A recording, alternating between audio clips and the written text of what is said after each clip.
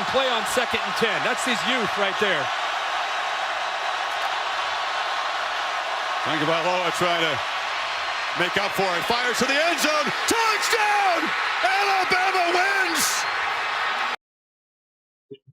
I'll be continuing with my college football game-by-game prediction and roster discussion videos today. I'll be doing the Miami Hurricanes.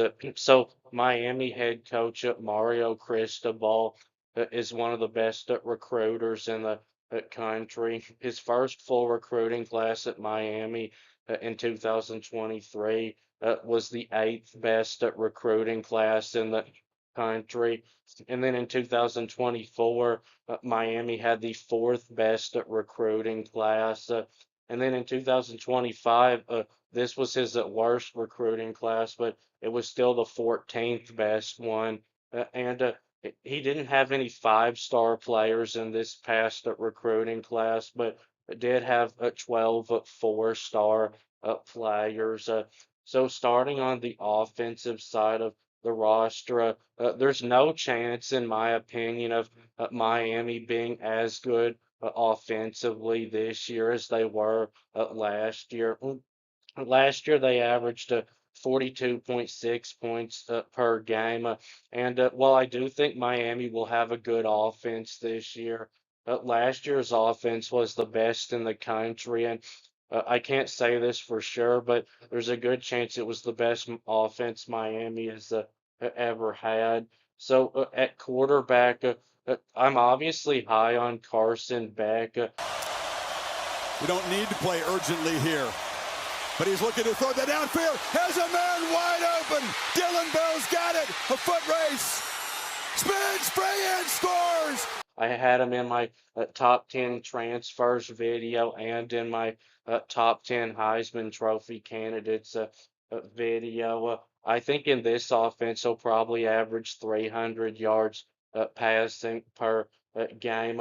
I've watched him on TV a lot the 2 years that he was Georgia's starting quarterback, especially last year. And he plays the position of quarterback very well, but he's not Cam Ward, and he's not going to become Cam Ward. And the most he's going to be able to give Miami running is like maybe once in a game. There's like a 3rd and 3, and he's able to find an opening and take off and pick up 5 or 6 yards. But that's about all he's going to be able to do there. So at wide receiver, they lose Xavier Restrepo, who was one of the best receivers in the country the past 2 years. He was Miami's best wide receiver. And they also lose Jacoby George, who's off to the NFL also. And Isaiah Horton transferred out. And Samuel Brown is off to the NFL.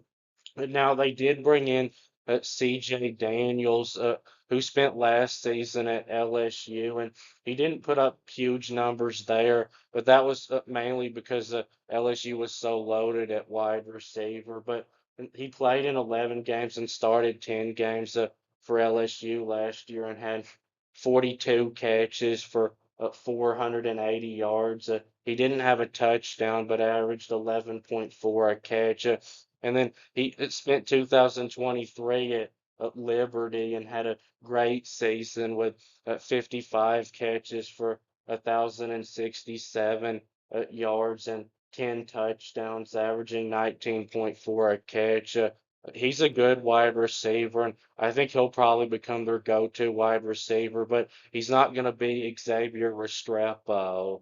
And they bring in Tony Johnson from Cincinnati, who in 2024 started 8 games and played in all 12 games and had 48 catches for 449 and 6 touchdowns.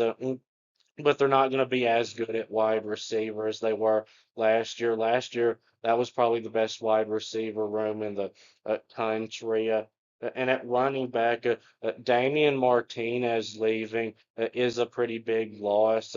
But Mark Fletcher comes back, and he's a good running back. He was running back number 2 last year, and he'll be the starting running back this year. So last year he had 607 yards and 9 touchdowns on 112 carries, averaging 5.4 a carry. And they've got Jordan Lyle, a four-star running back who played in 11 games last year as a freshman, but only got 54 carries. But he did have on that 400 yards and 4 touchdowns, averaging a very impressive 7.4 yards per carry. He'll be running back number two. I think they'll still be good at running back. And the offensive line is probably the biggest strength of the whole team. So they've got at right tackle coming back Francis Magoa, who is maybe the best offensive lineman in the country, a for sure first round pick in the next NFL draft.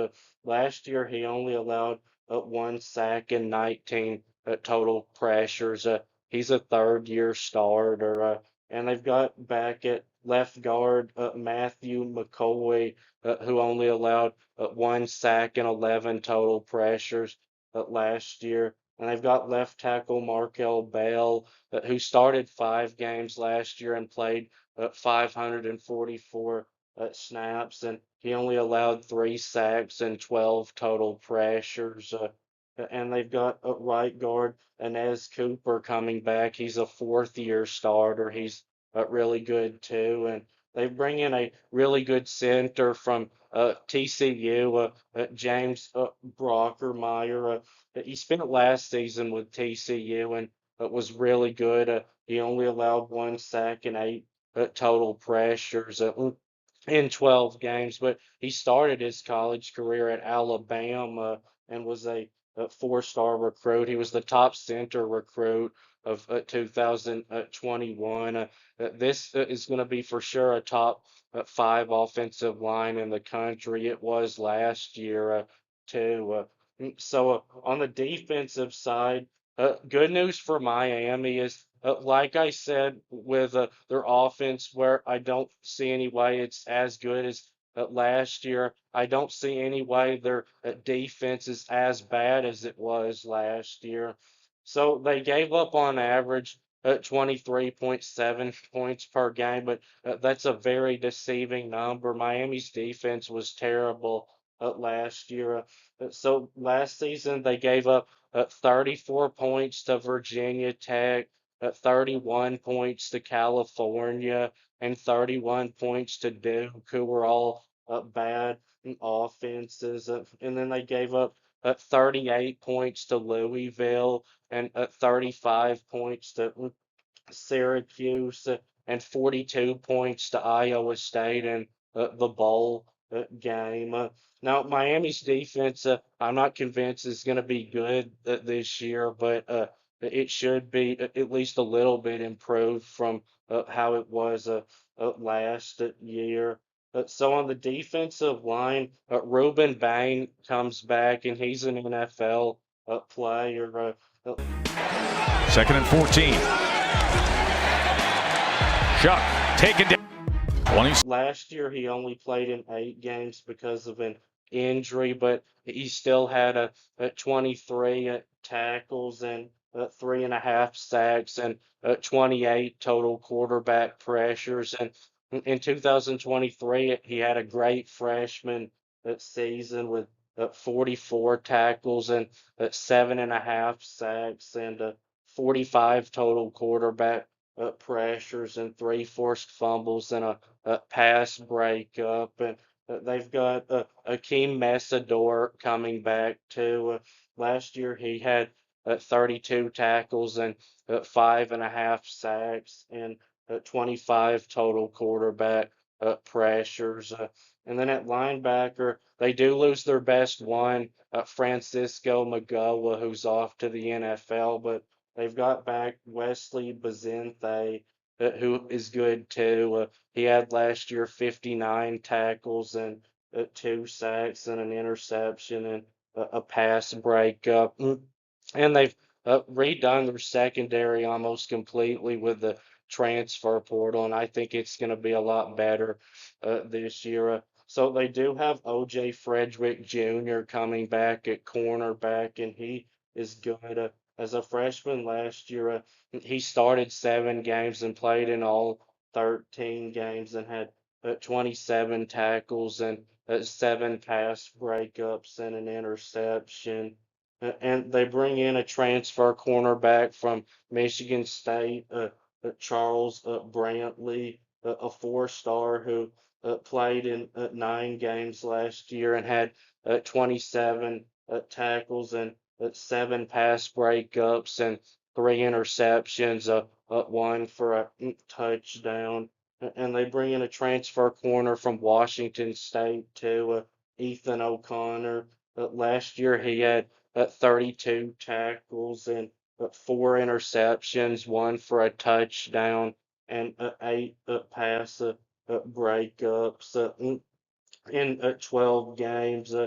And then at safety, they bring in a transfer from Jacksonville State, Zachariah Pauser, who had last year 75 tackles and 3 interceptions and 8 pass breakups. And they also bring in a transfer, Jacoby Thomas, who spent last season with Tennessee, but only as a rotational player. But before that, he was with Middle Tennessee, and in 2023 had 71 tackles and 5 pass breakups.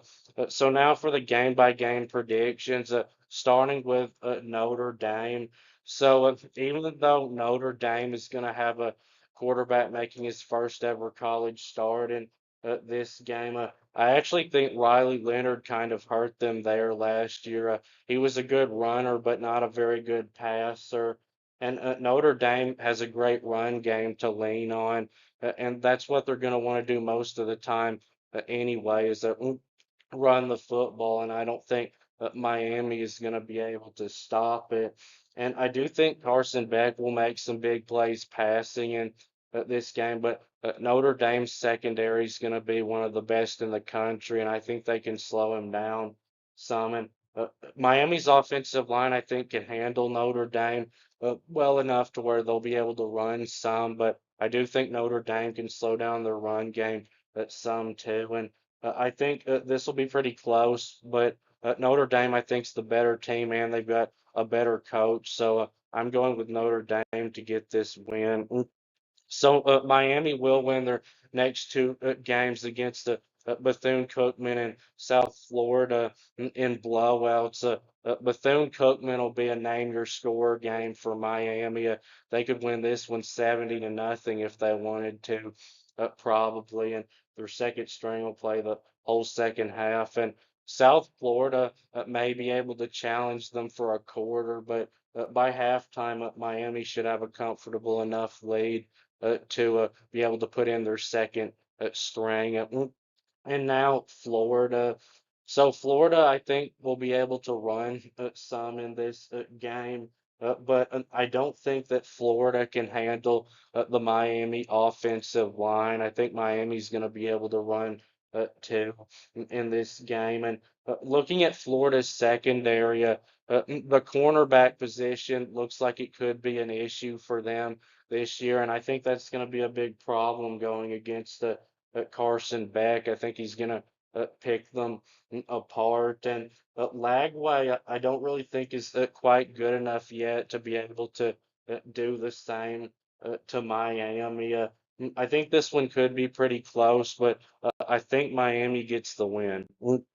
So now they get a bye week and go on the road to beat up on their rival Florida State.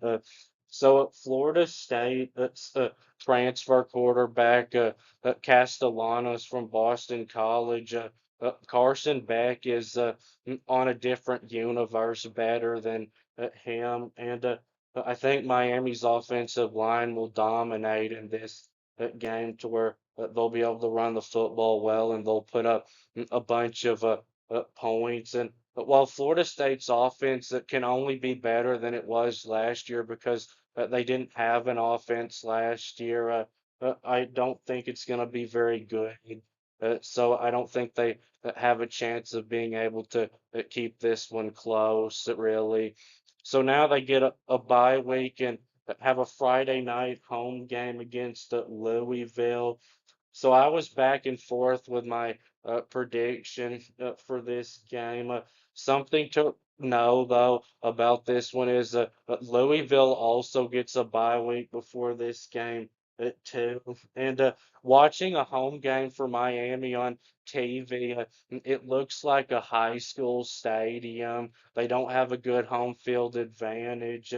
And the only problem really for Louisville with that is going to be the travel. But with a bye week in between, not even that should be very bad for them. And Louisville's quarterback that they brought in, Miller Moss, he didn't play the whole year like Carson Beck did, but when he did play, he put up similar numbers to Carson Beck. And Louisville's running backs are even better than Miami's are. And well, I don't think Louisville's offensive line is quite as good as Miami's is.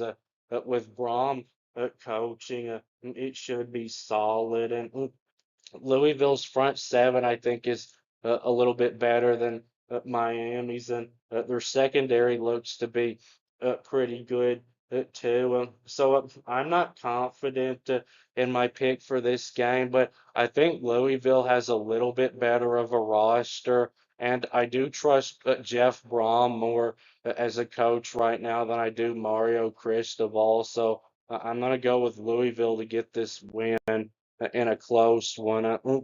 But good news for Miami is they'll get to recover by getting to go back home and beat up on Stanford, one of the worst Power Four teams, really just a group of five team in disguise. So now on the road at SMU, this will be another close one like Louisville, but SMU, I do think may be able to match Miami in the passing game. But I don't think they're going to be able to run like Miami will. Their running back room is not very good. And while I do think SMU is going to have a good offensive line, their offensive line I don't think is quite as good as Miami's is. And defensively, SMU's safeties are going to be really good. They may be able to keep Carson Beck from being able to throw very many deep balls in this one. But the rest of the defense, I think Miami's actually better in. I think Miami gets this win. So now Syracuse, Miami's going to want this one really bad, I think, because this is the game that kept them out of the ACC championship and the college football playoff last year. And something to remember, though, is that Miami scored 38 points against Syracuse last year. It was their defense that let them down. And Miami's offense, I don't think is going to be able to be stopped by Syracuse. I think they'll score at least that much again against Syracuse because I think Syracuse is going to take a step back defensively, and I don't think Syracuse, even if Miami's defense somehow was as bad as it was last year, can take advantage of it this time because they lose too much on offense. I think Miami is going to blow out Syracuse. And now NC State.